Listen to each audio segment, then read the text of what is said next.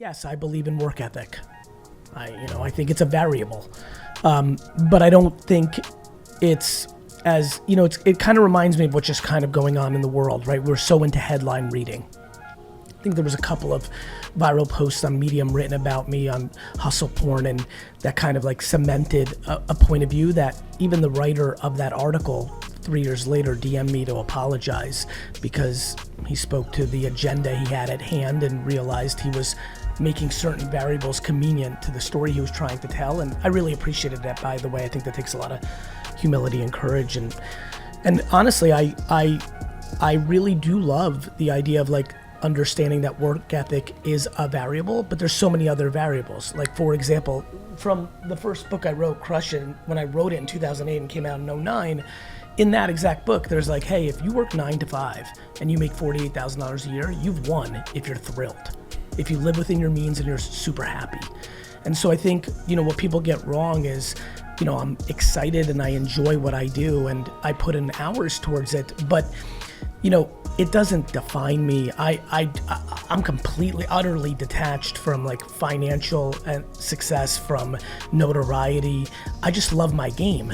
Like, the people that know me best know the same vigor I talk about, like, hey, you can have a career that you love. I bring that same vigor to 6 a.m. on a Saturday to go garage sailing because I love it, or competing in basketball or pickleball, or, or watching a Jets game. I think what they get wrong is, unlike a lot of people who don't even use that word or even deploy that energy, I have tons of friends who are seemingly calm, speak all the right speak for acceptance, but are absolutely incredibly overly driven by money, by fame, and are detached to that. And I think that's why there's a lot of anxiety in the world. And so I think the nuances of how I think about it. Plus, I also spoke about that concept during an incredibly down market in the economy, when the internet was hitting an incredible inflection point in 2008, 9, 10. So, I think just the nuance of it, the word, when I used the word hustle in 2008, 9, 10,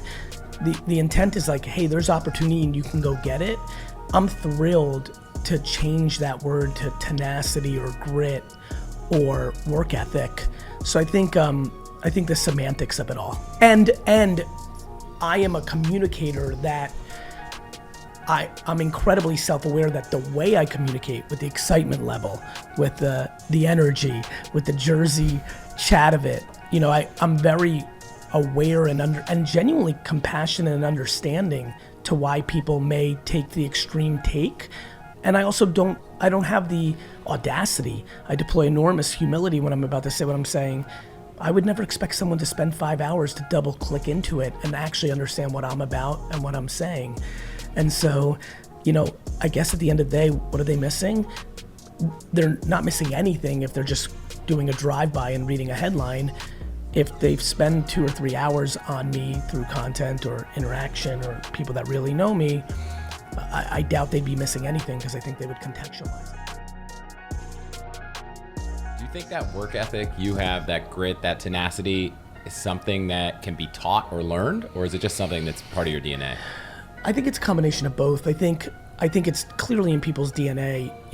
There's many people that are either born with too little or too much, that deploy it immediately to quote unquote prove something or see an opportunity, especially for immigrants. It's like so easy for me to go at it.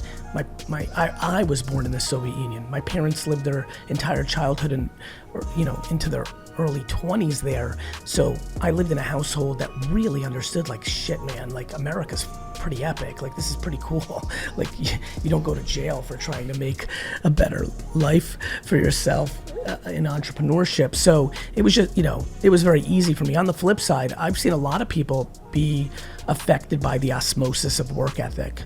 It's kind of like what's going on with me in the gym. Like, it became so not natural.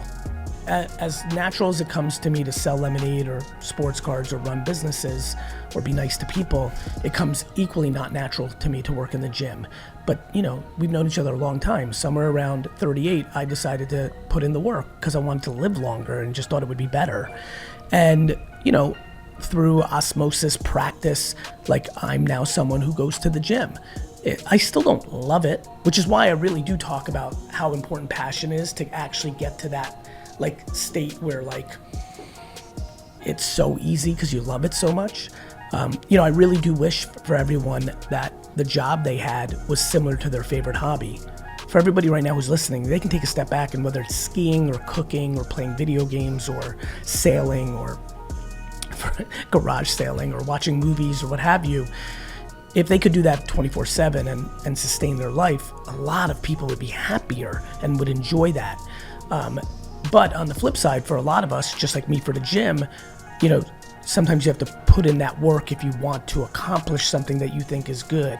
To me, I'm actually very focused on people living within their means versus creating, frameworks that require them to work harder to make more money to live within the means that they think they need to live in. Like, I don't think you need a BMW. I don't think you need 6-bedroom house. And I think that is where that conversation gets interesting. But, at the end of the day, I think it is something that can be taught, but I don't think it's something that can be taught in this scenario. I've gotten better at basketball even the last year. I put in more work. I'm not an NBA player. So I think there is a level of DNA that caps out everyone in every genre, but I think the capacity to get better in everything is quite high. Like, I can't sing for a lick. I have a feeling if I got a voice coach and really put in the work and like worked on it for a decade, like I think I would be better at karaoke than I am now. And so that's interesting to me, the things you can control versus the things that you can't. So I'm guessing you don't want to sing, which is why you haven't done that. But you Correct. did want to build. So I have a new song out with Snoop. Everyone go check out. It's not a joke. Go check out on Spotify. Please take a step back. Snoop Dogg and Garyvee. 17-year-old me is still freaking the fuck out. But you did want to work out. You Yes. said you're 38. I'm 38. I don't have a great fitness regime. Was it just putting in the work, or are there things you did that made it more possible? I think I was also in a 5-year window where I was really hitting it hard, traveling a lot, going hard. I was really enjoying it, but I did recognize like this is really like not sustainable. Like, I don't think I have good eating habits. I have great mental habits. I'm incredibly calm and happy. I sleep, the hustle thing that always makes me laugh is like I sleep 6, 7, 8, 9 hours a night, depending on the night. So I have good sleeping. I have good lack of anxiety because I am detached from the work stress. But I knew that my eating and muscles were nowhere. And so my back had been hurt as a child working in my dad's liquor stores.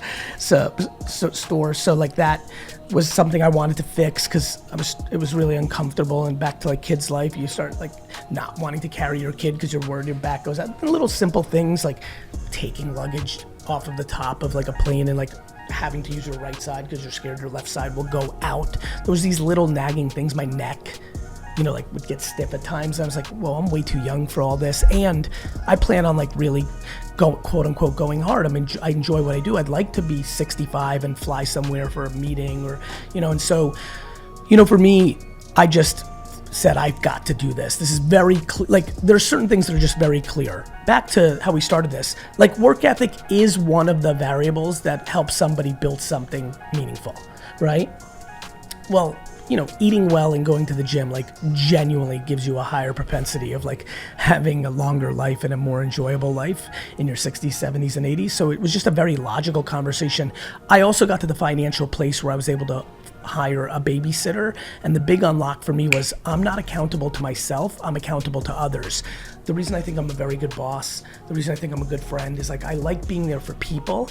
For my own self, I just kind of take it for granted. I don't want to like beat my own record on how fast I ran or how much I pumped. So by hiring Mike Vacanti to be my full-time babysitter and like the person I was accountable to, it really worked for me. And it's what I'm still doing 10 years later.